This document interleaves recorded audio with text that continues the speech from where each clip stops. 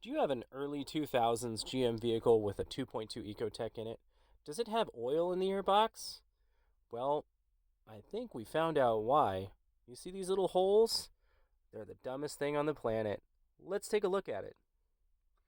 This here is a PCV port in your engine block. This is after we've removed the intake manifold. Those two things join up. That means this is a vacuum-driven PCV system instead of having like a ball check valve in it. So you can see there's all kinds of oil, and you probably, like I said, found oil in your airbox, probably a lot of it. There's oil down in those PCV ports. I don't know what this little dot's for. But let's go ahead and start tearing things down and take a look. And you can see that my car has that blue tube at the top. And this is where the oil is entering because that port should be sucking air in from the outside, from the fresh air source, and then reburning those gases into the motor. But what happens when that tiny little hole gets plugged up? Yeah, that's right. There's no more vacuum. That little hole is the only source of vacuum for that entire system. So what happens is then the engine starts to produce pressure and it's going to blow it straight out that pipe. So what we need to do is take off the air box by undoing all the hose clamps. We're going to pull that guy off. We're going to see the throttle body underneath. We're going to pull off our throttle cable or whatever else might be kind of stuck to it. Just making our way down to that intake manifold. Now, you're going to want to take all these parts, probably clean them up before we put them back on. So kind of take that into mind. Get some soapy water ready. All those gaskets, check those out. You may want to take this time to replace them if they look like they're hard, brittle. They're not pliable anymore. Maybe they're flat because the engine got hot and they've malformed. We're about halfway through. You can see we've got the throttle body off. We're going to go ahead and take off these screws here. There's about 6 of them. They're all on the top. You don't have to worry about anything being on the bottom. Now, on the front of this clamshell-shaped intake manifold, we have a couple of screws that are supports for cooling lines and things of that sort, and also the dipstick. Be careful not to pull that dipstick free, because if you do, you have to make sure that you put that back in. You might lose the engine oil out of the car if that does come out. So just be very careful with the dipstick and make sure you just pull it out gently so that it's out of the way. Don't yank it up out of the engine block. And that's what we're going to get to down here. We're going to go ahead and take off that dipstick.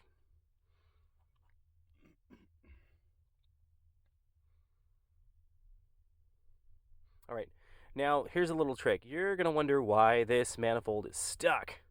Yep, there's nothing in its way. What is going on? I'm going to wiggle and jiggle and just not getting by something. What is it?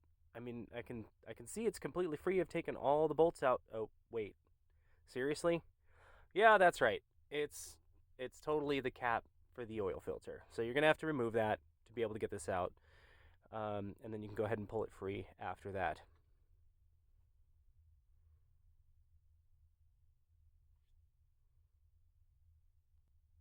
Okay, so here we go.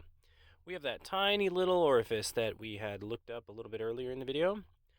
You can see just how small that is and how little effort it's going to take to get that thing blocked up. This is like a tiny little shish kebab skewer that I happen to find that I'm cleaning that out with, and you can see it is pretty much the same size as this hole. Yeah, it's not very big at all, especially compared to the size of the holes that it's conjoined to that go to the second and third ports right here inside those intakes. The ones on the inside of the intakes are like, maybe 3/8 to 1/4 of an inch. This one on the front is like 1/8 of an inch. It's, if that. It's crazy. I don't understand why it has to be so small. But there you can see it there, and there's that tiny little hole. And we're just going to make sure we can do everything we can to clear all of those out.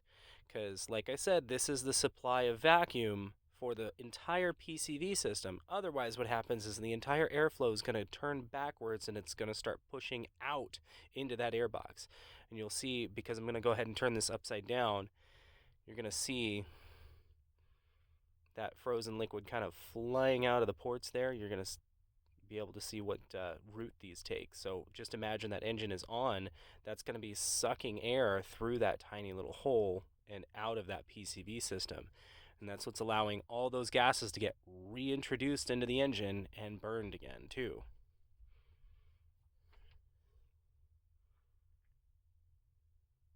All right, so now that we're pretty sure that this guy's cleaned out, what we're going to have to do is most likely go ahead and clean out the intake manifold itself. It is plastic, so just some soapy water. We don't need anything crazy in there.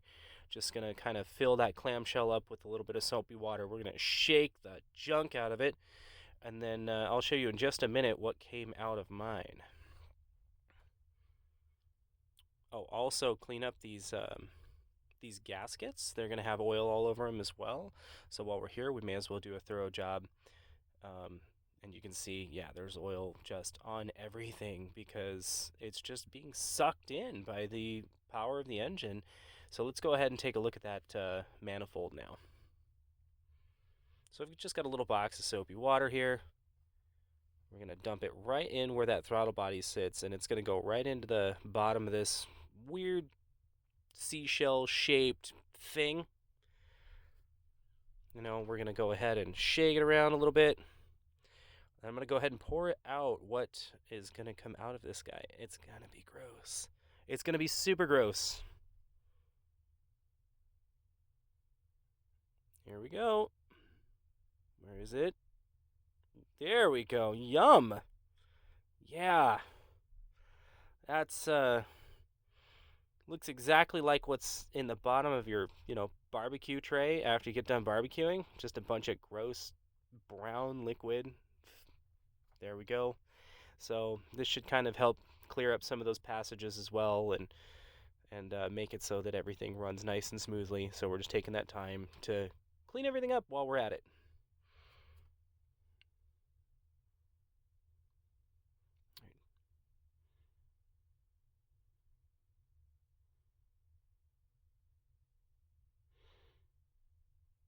You don't really want to be taking this back off for any other reason.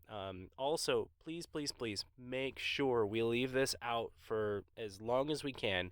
Find some sort of a leaf blower or something like that to try to get as much of that water out.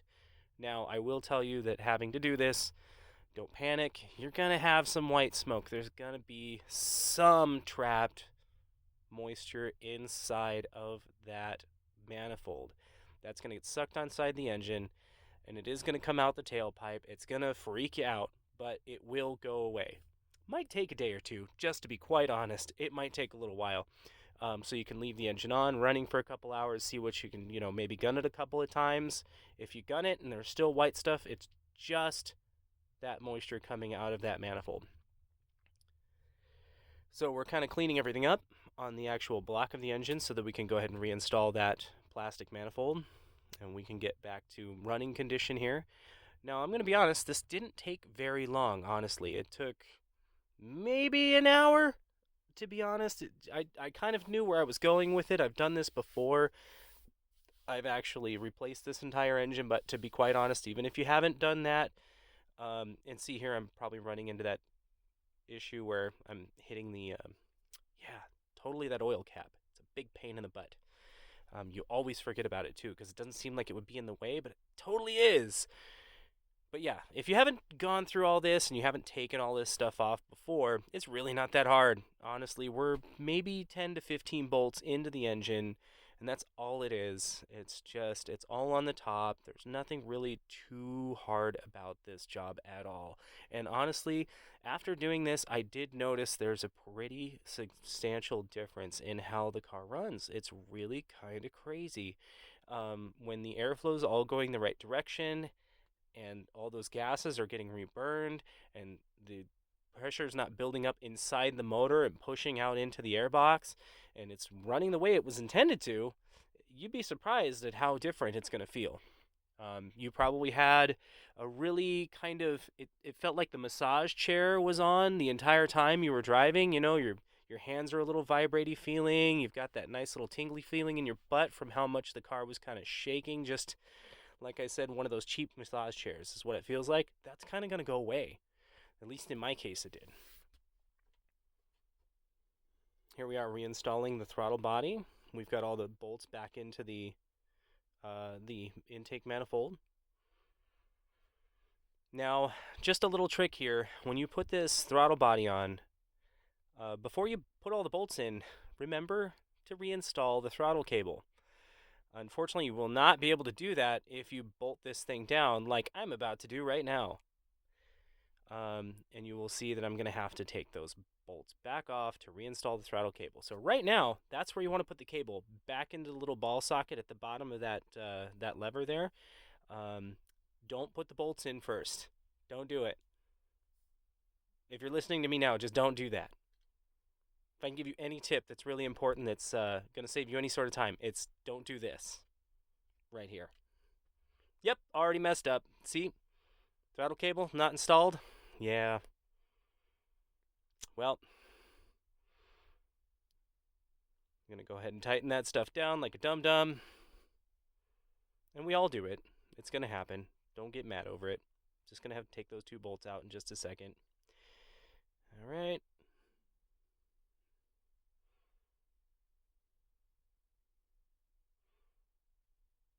All right, here we go. And this just doesn't, it's not going to reach. Nope. See how short that is? Yeah. Doesn't want to go. So we're going to go ahead and take that back out. We're going to snap that ball joint back in. Honestly, this took like another couple minutes. It wasn't really a big deal. There we go. Now we got it. All right, going back on.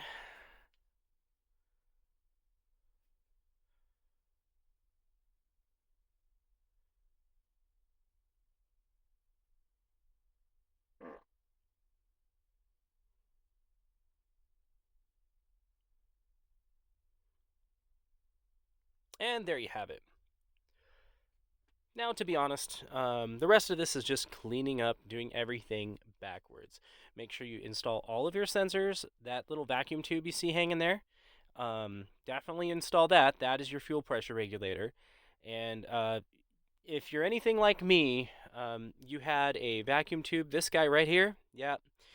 Earlier in the video, I broke this sucker in half, so I had to repair this guy right there. Be careful. This guy is fragile if the car is as old. Well, of course the car is as old as mine. It's 20 years old, so things are going to be a little breakable. But a little bit of super glue, fix that right up, and goes right back on. It serves its purpose. It's still a vacuum tube. Not a problem. You don't need to go pay probably $40 for this molded out piece that goes on this car, if it even exists anymore. All right, real simple. Press on, snap on. All done. Ready to go. We're going to reinstall the plastic box. We're going to reinstall the sensor plugs, plug those pigtails back in. Just make sure all of those sensors go back on. Also, you had to take off a vacuum line on the bottom of the manifold. Unfortunately, I'm sorry, I did not mention that earlier. You're probably going to notice that right about the time that you notice that the oil cap's in the way. So, yeah, you're going to take that guy off. You're going to put him back on down there. That's what I just put on the bottom. And this guy should fire right back up after you get all that connected. And it's going to probably sound pretty good.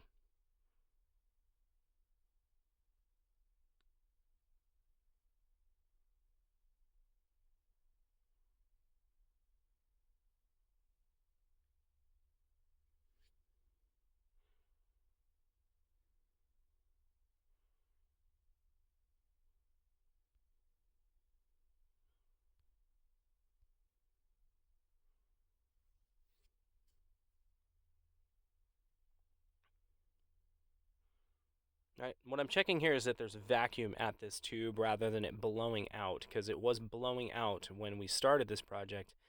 And so if you put your thumb over, it's not going to be super strong. It's not going to suck you into the engine, but that should be okay. Now here I'm just making sure that all the little pieces are moving, such as the idle air control valve that you can see inside the throttle body, and that everything seems to be hunky-dory before I button everything back up. Make sure you secure your cooling lines. Make sure you secure your dipstick, and then you can drive around and have a great day.